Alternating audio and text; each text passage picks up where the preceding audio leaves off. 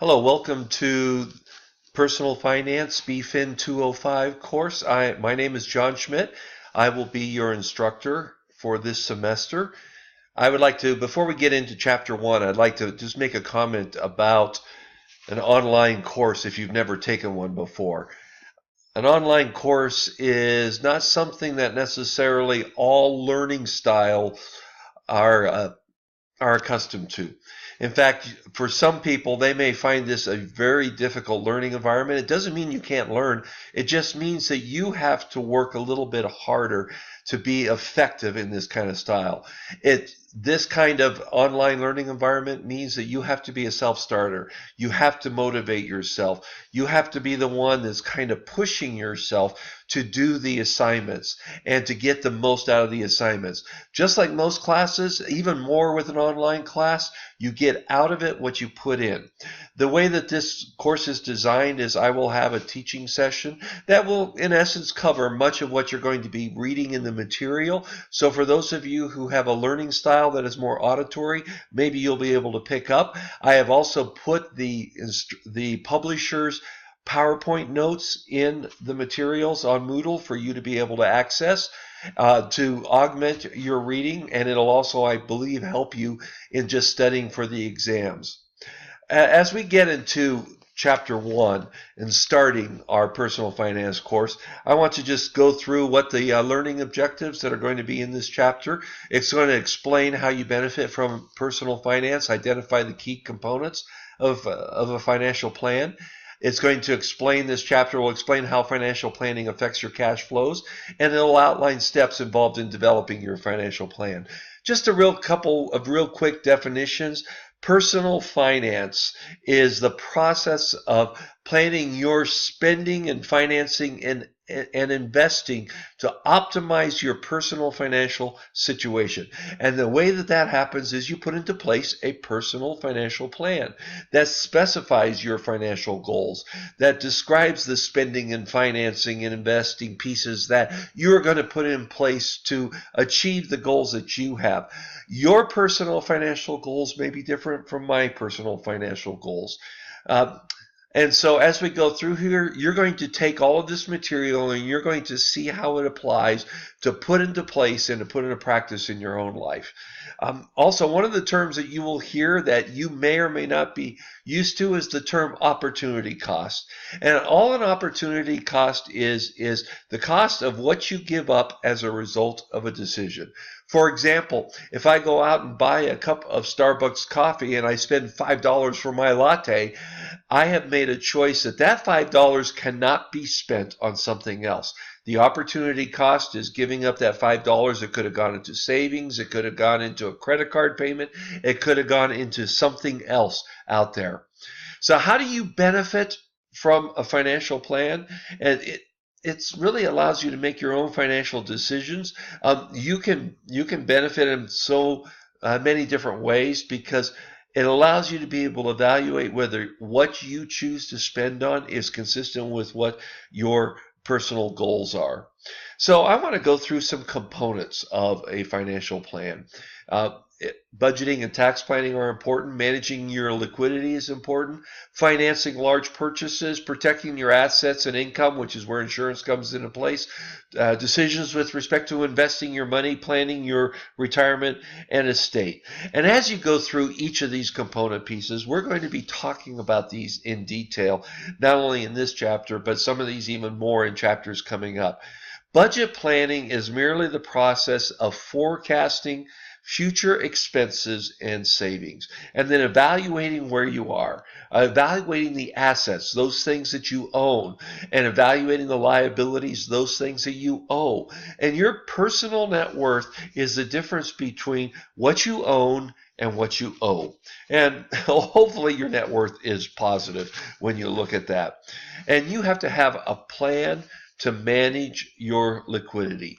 And liquidity is merely the access. When we talk about liquidity, it's the access that you have to funds to cover what any short-term cash deficiencies are that you have.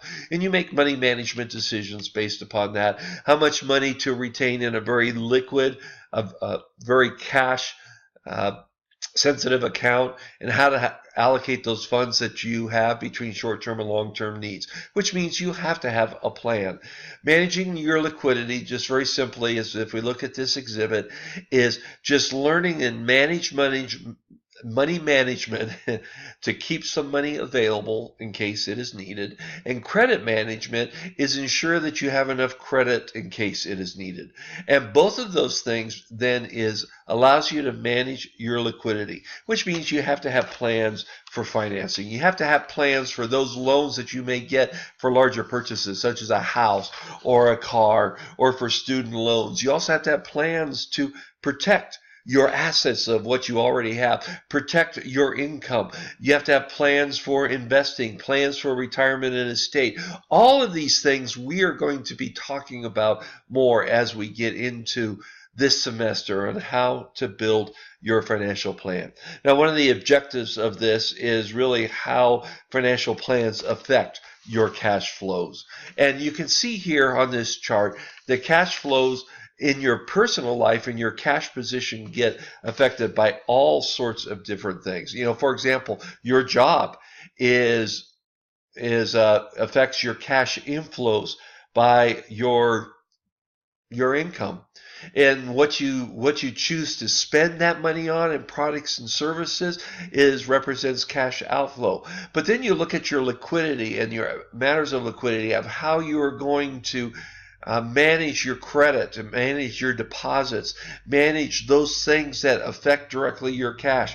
Your cash is going to be impacted by financing decisions and how you look at those basic decisions in life. Should you lease a car? Should you buy a car? Should you rent? Should you own? How long of a period are you going to do in borrowing and that financing? Protecting your wealth through investing.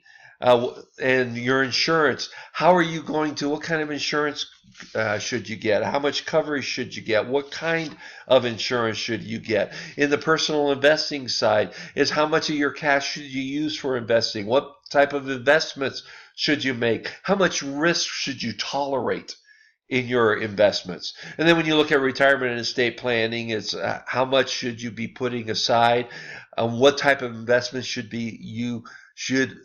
you be looking at specifically for those kinds of things?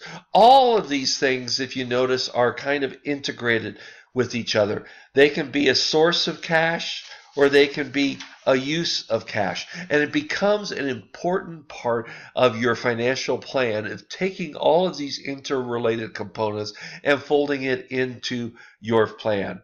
And that's why we talk about a summary of the uses of cash and the sources of cash.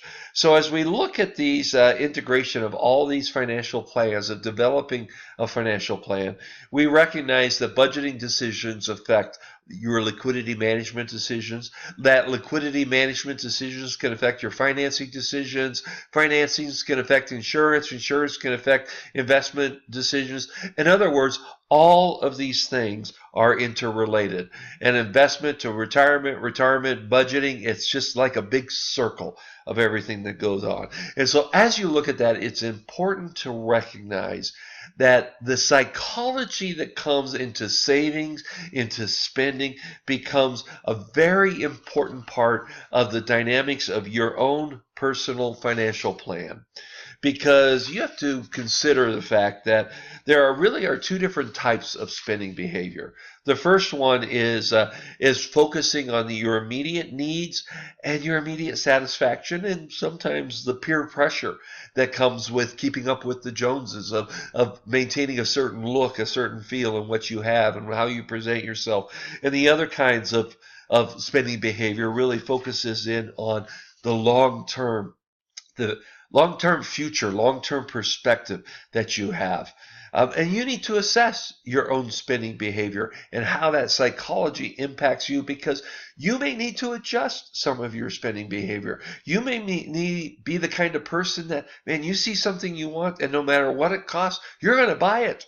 You just haven't learned how to defer those kinds of decisions. So as we kind of look at the summary of developing your own financial plan. I know there's a lot of details on this slide. Don't get too hung up on it. You can go and look at it online, but this is what the book is going to be going through, is you need to develop a financial plan. You need to, first of all, establish your financial goals. You need to understand what your short-term financial goals are going to be, midterm, long-term, and they need to be realistic goals. Because if you have realistic goals, you have a stronger likelihood of reaching those goals.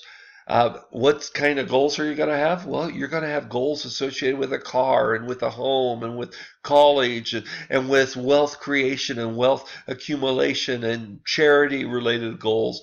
What are the timing of those goals? When we talk about short term, we're really referring to that which is within 1 year. Midterm, the textbook calls it the 1 to 5, and then the longer term is anything that's beyond 5 years. The step number 2 is you need to consider your financial position. How your financial position today is tied to your education, because things like career choices come into factor on that. Looking at what your skill sets are, what your interests are, what career possibilities are out there, and how your future financial position is really going to be tied in to some of those kinds of choices.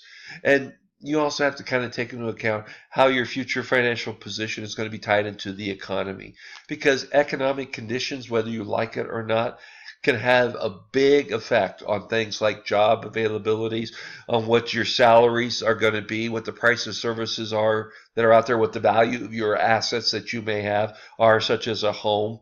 And so you just recognize that all of these things have to be factored in considering your financial position. Also, as you go through and look at this, in step number 3, you need to identify and evaluate the alternative plans that could achieve your goals. In other words, your plans, they may be aggressive, they may be conservative. How can you obtain the necessary funds to achieve those goals? Will you need to reduce your spending to save more money? Will you need to make investments that generate a higher rate of return? The basic bottom line is this: if you want to increase your financial position, your cash position, is you either have to reduce spending or you have to increase income. And that increasing in income could come through forced savings. It can come through changes in economics. There's a whole bunch of different ways that can come. Number 4 in developing a financial plan is selecting and implementing the best plan for achieving your goals, which means you need to understand the advantages and disadvantages of all the options that are out there that you may decide to go for. And the internet obviously has a lot of valuable information, especially when you get into financing and insurance alternatives beyond even what we're going to touch on in this course. Number 5 step in developing your financial plan is evaluating your financial plan. You need to just be able to go back and to say, is this working well? Is this achieving what my goals are? Do I need to revisit some of my action steps? Do I need to revisit what I have established for a goal? And then as part of that revisiting and reassessing and adjusting, then you revise your financial plan. And you change your plan as financial conditions change, as financial goals change in your personal life. And so as you go through chapter 1 here, understand that this chapter is really kind of an overview chapter to help, and we will go into much more details in the chapters coming up.